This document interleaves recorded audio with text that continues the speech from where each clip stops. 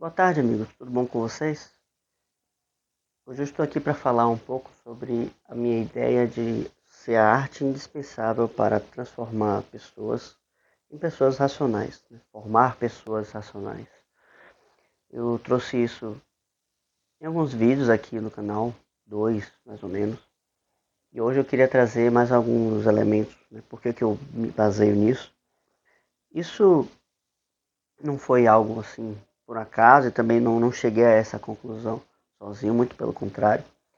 Mas eu me apoiei em uma série de evidências e de livros que eu fui lendo ao longo desse tempo, mas mais especificamente na ideia histórica, né, da formação de seres humanos, vamos dizer assim, geniais, de alta capacidade, que vemos em alguns, é, em alguns movimentos, né, que aconteceram ao longo da história. Mas ok. Mais recentemente tem um livro chamado Música, Inteligência e Personalidade, né, que eu agora não deve estar por aqui em algum desses livros aqui, dessas pilhas de livros aqui, eu não vou encontrá-lo agora. Mas naquele livro o Dr. Mind, agora não, também não vou me recordar o nome dele, né, que é um homem vietnamita, ele mostra a formação do cérebro e como o cérebro tem uma plasticidade muito grande a ponto de ir se formando e melhorando as suas conexões de acordo com as atividades que nós exercemos no nosso dia a dia, na nossa rotina. E que é, é, é essencial o desenvolvimento de uma atividade motriz, uma atividade intelectual e, por incrível que pareça, uma atividade sentimental, uma atividade que desenvolva naquela pessoa os seus sentimentos. Ele ainda coloca alguns elementos, né, mais recentes da neurociência, que diz que, apesar de terem regiões que são responsáveis por alguns elementos, né, como a parte motriz, a parte é, do raciocínio, a parte das emoções, né, e dentro da estrutura do cerebral, ele diz também que isso é moldável de acordo conforme ao desenvolvimento do cérebro. E também diz que essas conexões elas vão melhorando, né, elas vão qualificando na medida em que o cérebro é usado em sua integridade, né? Ou seja, se a gente não desenvolve de forma equivalente todas essas três regiões, né, do corpo, da mente e das emoções, né, pensando que tudo isso é de alguma maneira gerido pelo cérebro, né, ainda que a ideia de inteligência seja uma outra questão que não seja diretamente relacionada ao cérebro. Nós pensamos nisso, nesse cérebro como uma espécie de mapa daquilo que a nossa consciência realiza ao longo do dia e na comunicação entre essas diversas interações ou ações, né, que nós fazemos ao longo do dia, conseguimos perceber, conseguimos através dessas argumentações do Dr. Ming, que à medida que nós vamos desenvolvendo um conhecimento mais global, mais geral, mais completo, a gente consegue também melhorar nessas partes específicas, porque a conexão mais eficaz do cérebro vai permitir um melhor desenvolvimento ou uma melhor conexão da, de cada parte específica, né? Por conta dessa velocidade em que ele consegue vamos dizer assim, se comunicar. Quando você tem algumas regiões atrofiadas, o cérebro como um todo ele não se comunica bem, ele não trabalha bem. Então há essa trava, né? Pessoalmente falando, é notório que quando a gente tem alguma questão mental que não conseguimos resolver, ou até emocional, o trabalho de algum exercício físico, de algum esporte, ele ajuda a gente a descarregar, descongestionar a mente e focar em coisas muito específicas, com objetivos muito claros, que faz com que depois a gente consiga pensar melhor naquela questão difícil, naquele momento complicado pelo qual nós estávamos passando.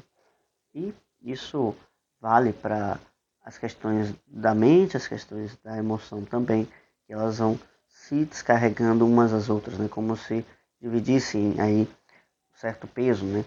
Como a gente pode pensar talvez no cérebro como um grande processador multitarefas e às vezes aquela parte, aquele elemento específico, ele fica estagnado, congestionado. A gente precisa aliviá-lo através do trabalho de outros elementos, né, outros motores dentro desse mesmo grande motor, né, para fazer uma analogia bem fraquinha, né, bem porquinha. Mas enfim, quando a gente fala então é, da, da necessidade da formação do ser humano integral e a arte entra nesse processo, está levando em conta, né, pelo menos eu levo em conta essa ideia que eu aprendi nesse livro, né, de que a estruturação física, né, ela se torna mais eficaz, mais qualificada quando ela é feita integralmente. Inclusive, ele faz essa relação, né, quando se desenvolve essa parte sentimental, emocional, você tem uma melhor percepção dos ritmos. E o ritmo é um elemento essencialmente corporal, né? Mas se você não tem esse trabalho com música, por exemplo, é muito difícil você perceber o desenvolvimento de uma valsa, né, de um minueto, de algum outro tipo de dança, né? E então é necessário essa sensibilidade também para que se desenvolva a parte motora. Então, já que existe essa correlação da motricidade e as emoções, deve também existir uma correlação entre a razão e as emoções, né? E obviamente as ações que a gente vai tomar, que são consequências desse raciocínio, dessas reflexões. Então, como isso se desenvolve, né? Como eu penso que isso se estrutura. Platão já vai falar na ideia de música e ginástica, né? Trazendo ginástica para o corpo, né? E música para a alma. E depois é, desenvolvendo a ideia de que como o corpo que toma as ações e que viabiliza ou vai às vias de fato, né? Tomar ações que são decididas através do nosso intelecto, através das nossas emoções, nós temos então que o corpo ele concretiza aquilo que nós pensamos e nós sentimos de mais assim abrangente ou mais abundante, melhor dizendo, né? Então, se eu formo alguém para ser corajosa através de um processo de apreciação musical e poética, né, como o Platão traz nos exemplos da República, eu preciso, em algum momento, fazer com que essa pessoa tenha uma ação nesse sentido, corajoso. Do contrário, eu não consigo concretizar esse elemento que eu formei ao longo de um processo. Então, se eu não vou a isso, se eu não concretizo isso, isso vai ficar sempre sendo uma espécie de pesquisa, algo interessante que nós aprendemos, que nós descobrimos, mas que em essência nós não praticamos, nós não vivemos isso. Então não casa, né? Não é um elemento que faz com que as coisas se tornem algo coerente dentro da nossa própria formação, da nossa própria vida. Então, pensando nessa ideia, é, o, o que a arte nos traz, que faz com que nós possamos racionalizar melhor as nossas questões, né? A razão tem a função de pesar os elementos para que nós possamos tomar a melhor decisão, a decisão que a gente chama de mais razoável.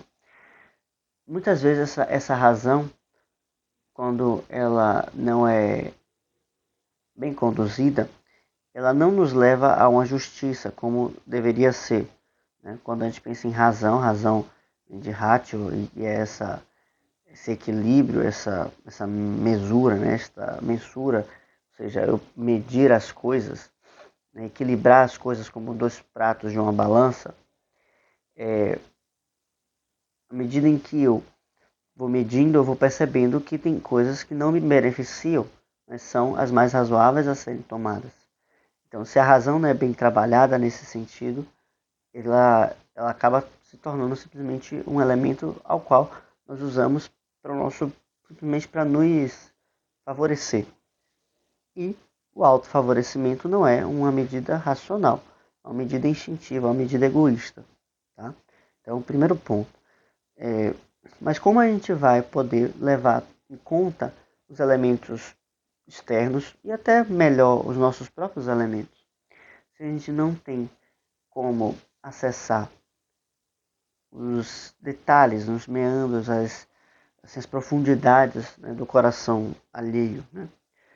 E aí que entra a arte como um elemento que nos conecta com os demais, né? Há alguns vídeos eu trouxe alguns comentários sobre o livro do Gustavo Corsão, A Descoberta do Outro. Estou devendo ainda um vídeo falando só sobre esse livro, né? E eu acho que esse título ele resume bem o que eu quero trazer.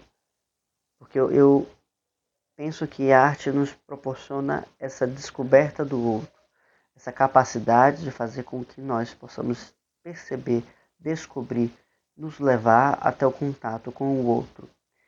E não só eu penso assim, como muitos artistas nos seus comentários sobre a arte falam sobre isso, como por exemplo, como a música une as pessoas. Se alguém pega um violão, começa a tocar, logo já fazem uma roda e começam a cantar juntos. Quando e também outros artistas já utilizavam isso, né, ao longo da história. Os gregos faziam muito isso com as suas peças, e as peças traziam temas que eram muito sensíveis, vamos dizer assim, muito delicados, que em sua essência, em última instância, faziam com que o ser humano conseguisse desenvolver a sua compaixão. Tá? Então, Aristóteles também vai fazer essa leitura, né, dizendo que o desenvolvimento da tragédia, né, ou da poética como um todo, vai se pautar na necessidade de realizar uma catarse. E a catarse sendo um elemento, um, um produto, vamos dizer assim, um termo, né, que é herdado da medicina, e que quer dizer purificação. Ou seja, segundo Aristóteles, a arte tem uma função muito profunda e muito necessária de realizar uma purificação na cidade. Eu já vou voltar a esse ponto, mas vamos pela ideia daquilo que eu estava trazendo, então, à medida em que você vai observando os objetos, os personagens, melhor dizendo, né? O objeto de estudo de uma obra de arte, na grande maioria das vezes, são os personagens que nela habitam, né? Quando a gente fala até dos épicos, por exemplo, que a gente fala de façanhas, de coletivas, né? Façanhas coletivas, né? Você tem a Ilíada, a Odisseia, os Lusíadas e a Eneida. Você tem todos esses elementos de personagens coletivos, não é um único protagonista, não é uma única pessoa que realiza tudo sozinho, mas sim uma série de personagens que possuem o seu grau de heroicidade, né, vamos dizer assim, a sua descendência heróica, né, tudo isso revestido por um símbolo, claro, mas esse desenvolvimento, né, dos personagens, ou seja, o objeto que nós paramos para estudar, que nos debruçamos sobre qualquer obra, é sempre os seus personagens, ou seja, aqueles que atuam. Isso fica muito mais evidente, claro, no teatro, né, no drama, e se desenvolve as coisas a partir daí, do personagem, né. Isso que eu estou relatando, ele é mais perceptível quando a gente traz a ideia do romance. O romance ele está muito mais ligado a essa ideia de buscar compreender as motivações e o mundo interior daquele personagem ali. No entanto, sempre que a gente fala ao longo da história clássica e da arte como um todo, a gente, nós teremos seres humanos, nós teremos as suas ações e, consequentemente, se temos ações, temos motivações. Né? Ah, e essas motivações, elas são elementos que trabalham, muitas vezes, não, de forma implícita. Né? Estamos ali, né, desenvolvendo um personagem desenvolvendo uma ação, mas ele não precisa estar o tempo todo, né, comunicando o porquê está desenvolvendo aquela ação. E à medida que a história vai se desenvolvendo, né, a narrativa vai se desenrolando, a gente então percebe quais as motivações daquele personagem e por que ele tomou esta ou aquela decisão. Então, no romance fica mais claro, vamos dizer assim, a alma interior daquele personagem, vamos dizer, até de uma forma mais intimista ou mais egoísta, né? Porque quando a gente trabalha os épicos, a gente trabalha sempre com figuras que são idealizadas, né? Vamos dizer assim. Então temos personagens com virtudes que são exaltadas, né? Muito exaltadas, e é tudo enxergado por essa ótica. Por essa ótica do por essa ótica do desenvolvimento dessa virtude. Né? E essas grandes virtudes são o que fazem os épicos acontecerem. Ah, quando então, agora voltando agora para a ideia do romance, né? A gente vai percebendo e passando pelas dores, pelas fragilidades, pelas forças também daquele personagem, vamos percebendo então que há um mundo de pessoas e de motivações ao qual nós não temos acesso, porque esse mundo é justamente o mundo do outro. E por isso que a arte nos permite fazer a descoberta do outro, porque eu não tenho como acessar aquilo que está no coração, nas motivações daquela outra pessoa. E quando o autor ele cria um personagem e cria todo um mundo interior para esse personagem, eu posso então tomar contato com aquilo e descobrir, perceber que muitas vezes eu não tenho as condições de acessar aquilo. Ainda que o meu mundo ao meu redor, quão vasto ele seja, ele tenha muitas coisas que eu possa transmitir, que eu possa oferecer, eu ainda assim não terei acesso a todas as coisas. E justamente por isso é necessário esse desenvolvimento artístico. É, e esse também é um motivo pelo qual nós devemos nos dedicar a praticar a escrita a partir do início da nossa vida, ou seja, contando aquilo que está ao nosso redor, contando o que nos acontece no nosso dia a dia, o que nos acontece diariamente e as possibilidades, né, que nos rodeia todo, vamos dizer assim, em nossas rotinas, né? E essa maneira de desenvolver a escrita, eu aprendi com o Hill, né, naquele livro Cartas a um Jovem Poeta.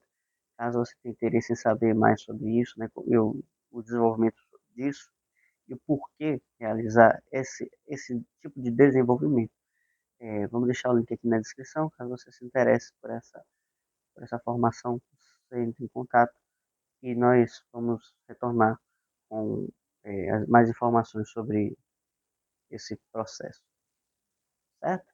Então, à medida então que eu vou descobrindo o mundo dos personagens, o mundo interior que eles habitam e aquilo que eles estão trazendo, as suas lutas, os seus conflitos, as suas motivações, seus receios, os seus medos, as suas fragilidades, as suas virtudes, eu vou então desbravando um outro mundo, um mundo interior dos outros, né? Uma espécie de mar aberto, assim, pelo qual podemos navegar e então descobrir mais coisas sobre nós.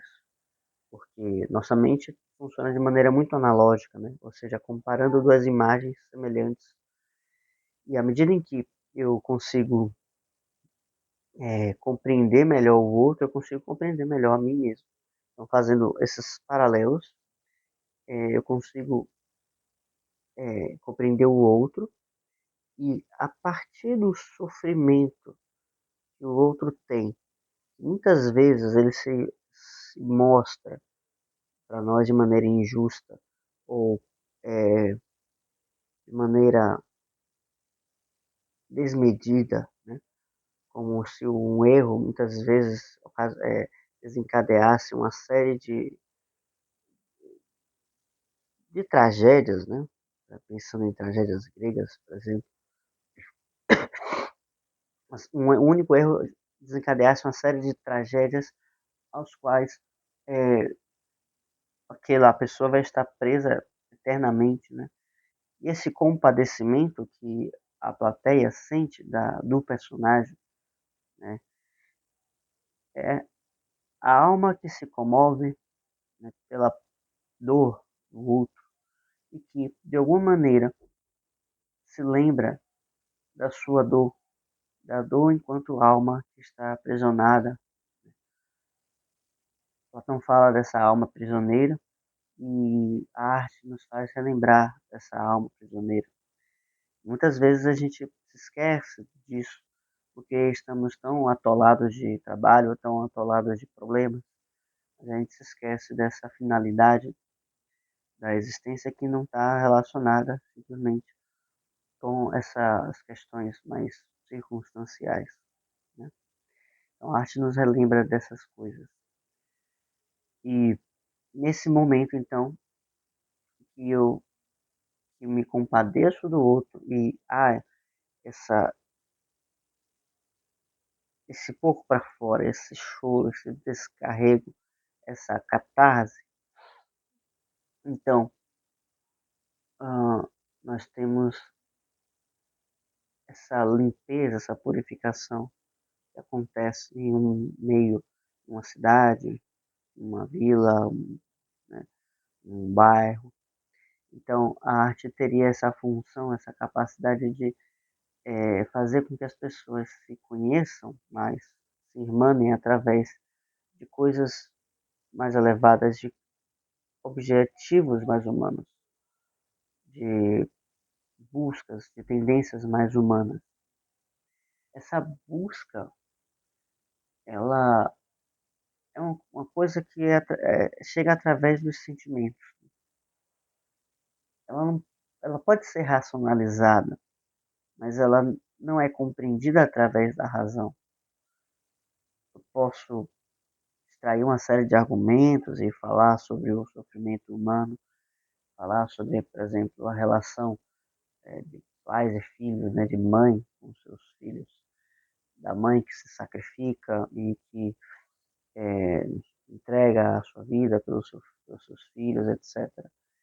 Posso falar de todas essas coisas, mas eu vou estar apenas trazendo imagens, racionalizando elementos que, por alguma razão, por algum motivo, eu não consigo compreendê-los totalmente. Porque apenas no momento em que a minha afetividade, a minha sensibilidade foi educada para isso, para eu poder me sensibilizar, me compadecer com essas dores do outro, sem eu mesmo ter passado por essas dores, é, aí então eu formo um ser humano, né, realmente. Então, a razão começa a operar melhor nesses momentos, começa a ser mais bem direcionada e mais desenvolvida no momento em que ela começa a levar em consideração todas essas questões pelas quais eu não preciso ter passado na pele para saber que são questões sérias, né? São questões que necessitem de me debruçar sobre elas para poder decidir, né? E a piedade vai sendo aplicada a partir do momento em que eu consigo me compadecer da dor do, certo? Então, a partir do momento em que eu consigo ir me desenvolvendo nesse processo de aprofundamento emocional e de descoberta do outro, e com essa descoberta realizando uma catarse, então posso realizar um melhor julgamento em relação ao que é certo e o que é errado. Eu consigo então ter um melhor discernimento em relação a qual decisão tomar. Eu consigo ter uma razão mais esclarecida e um peso mais definido para o que se deve fazer e o que é melhor evitar, certo? Não sei se consegui me colocar totalmente nesse vídeo, né? É uma tentativa de trazer essas ideias, mas acredito que deva ter ficado mais ou menos claro. Caso tenha ficado qualquer dúvida, por favor, deixe uma mensagem aqui nos comentários. E caso você tenha chegado até aqui, deixe um like, se inscreva no canal e até mais, né? Até a próxima. Não tenho conseguido fazer tantos vídeos assim, né? Tenho sido passado por alguns problemas recentemente, então logo logo devemos voltar à programação normal, tá bom? Mas é isso. Bom, espero que vocês tenham gostado e ficamos por aqui. Tchau, tchau.